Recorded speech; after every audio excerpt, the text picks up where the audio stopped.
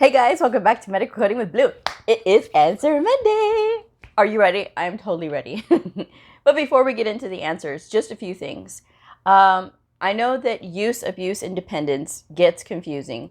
So what I'm going to do is do a separate video about that more in depth. So that way I can show you some examples of what I'm talking about when I am referring to use, abuse, and dependence.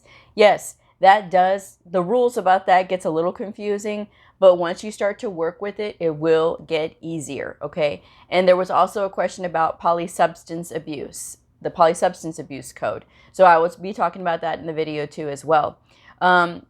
Before we get into the answers, just so you guys know, these exercises are not official. This is just me as a veteran medical coder sharing the things that I know. If you have a question, there is no reason to suffer in silence. Ask it. Because if I don't know how to help you, I'm just going to continue to explain things in the way that I think makes sense. If it does not make sense to you, you have to ask me to re-explain it because I don't know and I want to help you. Clearly, you're here because you're looking for help, and that's understandable because in medical coding, it does take some finesse to learn this. And a lot of times we are learning on our own or we are learning from a book. So take advantage of the experience that you have here watching this channel, okay? You can also subscribe to me on Patreon as well. I will be doing some more in-depth stuff on Patreon as well in the coming weeks. And it is like literally very good deals, okay? I have $1 to start. Pledges start at $1, so. Anyway, let's go ahead and get into the answers. I will be posting the answers down in the description box below. If you have any questions, like I said, let me know. And we'll go ahead and get into it. All right. Number 1, if both use and abuse are documented, assign only the code for what? The answer is abuse. Number 2, if both abuse and dependence are documented, assign only the code for what? Answer, dependence. Number 3, if dependence, use, and abuse are all documented, assign only the code for what? You would assign the code for dependence. Number 4, if both use and dependence are documented, assign only the code for what? Dependence. Number 5, when should a substance use code be assigned? Answer, when the provider documents a relationship between the use and associated physical, mental, or behavioral disorder. Okay. Number 6, what is the ICD-10 diagnosis code for smoker? If the provider documents smoker, what is the ICD-10 diagnosis code? The answer, F17200, nicotine dependence unspecified. When a provider's documentation indicates smoker without further specification. Because we don't know if when they're referring to smoker, if they're meaning cigarettes or if they're meaning like the vape or the other kind. So just something to think about. The hookah. They could mean hookah, so just so that you know. All right. Number 7, define the dysthymic disorder. I hope I said that right. If not, you guys can read it.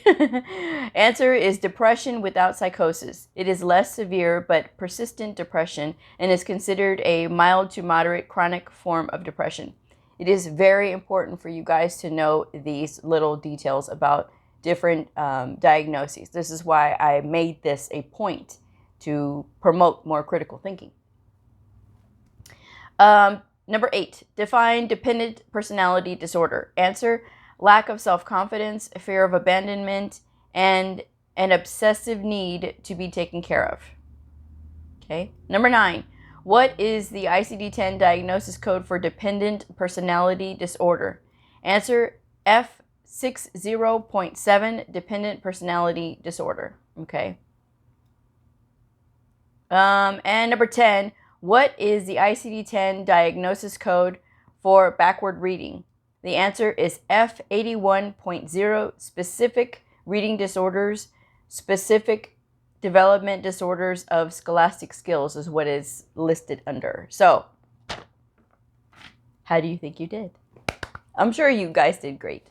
But this is the thing. When you are looking through the book and when you are trying to find like diagnoses and you can't really find them right away, like backward reading, okay, that's going to fall under scholastic skills, because that is reading. You know, when you're thinking of scholastic skills, that is what it is associated with, okay?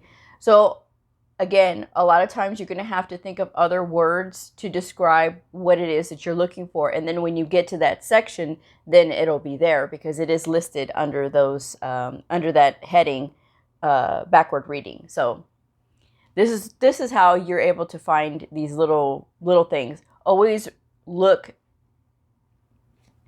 in the section, look at the notes. There's plenty of notes in the psychology section, and that's another thing I want to talk about too. In the section in the book, okay, not just using the encoder, but actually physically going to the book, because I will always advocate for the book. When you are going into the section, there's lots of examples that you can look over and that you can read. There's also a lot of tips throughout this section, throughout the mental health section. That way you can really see what they're trying to say when they're talking about these diagnoses, all right? And to go back to talking about the use, abuse, and dependence, when you are coding for those types of things, you don't want to use polysubstance. That's polysubstance abuse code. There's a polysubstance code. Polysubstance means many substances, okay? If they are laid out specifically and they are like specifically said if they're use, abuse, or dependent on each one of these, then you need to code them out individually. Do not use that polysubstance abuse code in conjunction with all the other ones that are listed, because it's sort of redundant, okay? That polysubstance code, you want to stay away from that because it's very general, basic, generic code, okay? If there's listed specifically in there, then you need to use those, okay? That way, it's going to tell you that they have lots of different drugs that they're using, okay? Or that they're dependent on, or that they're abusing. So there's no need for that polysubstance code, all right? And also like these Z codes that talk about self-harm. Self-harm is another one that I'm going to get into probably in the coming weeks. Self-harm has to do with like self-harm behaviors. If we already know that the patient is a drug addict, we obviously don't have to put that Z code with it, unless that Z code for self-destructive behavior is for other things, such as like pulling out their hair or other, not self-destructive, self-harm, sorry. Self-harm behaviors, that's what it was. I don't know why I said self-destructive. But if they are having an issue where they are like pulling their hair out, you know, that is a self-harm behavior. There's a list of other self-harm behaviors that I will probably go further into detail on that.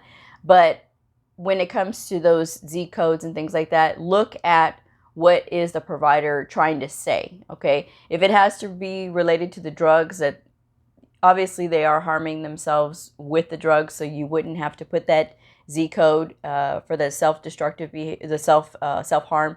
You wouldn't have to do that. But if they are harming themselves in another way, then yes, you would, okay? I just wanted to clear that one up. There's a lot when it comes to mental health diagnosis. Always practice care when you're looking at what diagnosis that you are assigning. Like I said, going and giving you guys further examples of the use, abuse, and dependence will help you to practice and remember. If you have to, make a little sticky note or make a sign and like laminate it. I love my laminator. I have a laminator machine. I had to buy myself one because I kept borrowing from my boss, and she was just like, "Are you using it again? Are you using it again?" Yes, I'm using it again. It's for work. I mean, freak sakes, you know? So I just ended up buying my own. I was like, whatever, you know, it's $30, whatever.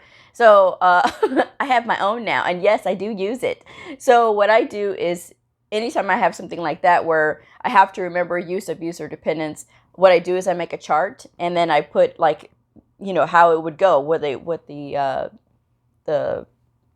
what the answer would be, okay, if you're doing that, okay? So pretty much like what I said on numbers 1 through 4, I would make that into a little chart. So that way I can have it in front of me and I can remember it. Because of everything that we have to remember and everything we have to look at and everything we have to read, we have to give ourselves little aids like this. So that way we can remember and we can recall much more easier, okay? So these are just little tools and tricks that I'm trying to help you guys out with, okay? So I will go ahead and wrap this one up. But if you have any more questions, let me know. I will be filming for Q&A Tuesday pretty soon. So that way we will go ahead and tack those on then. But another thing too, check out the schedule. I did post a schedule on the community tab about the videos that is coming up and the times. So hopefully that will make my channel a little bit more organized and you guys know what time to tune in. So I will go ahead and wrap this one up. But if you are a medical coder, a medical coding student, somebody curious about the fascinating world of medical coding, a provider or a nurse, I invite you to like and subscribe and follow me on my journey in medical coding. Okay, I will see y'all on the next video. Bye.